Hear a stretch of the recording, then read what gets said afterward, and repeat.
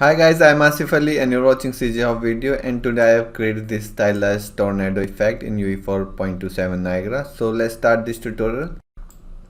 So this is very basic effect and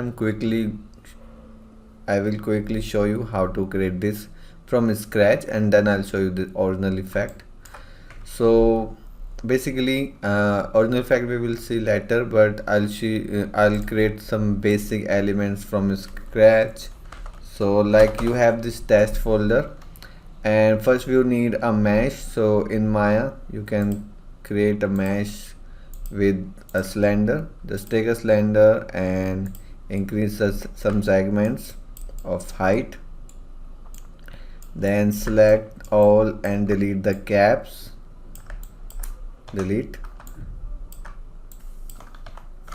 and then I'll move this all up to the grid,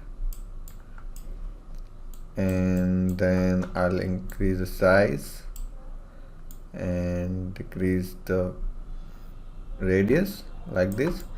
And then I need to make the bottom and top a little wider, but so you can take the smooth selection and then you can increase or decrease the size like this. Or because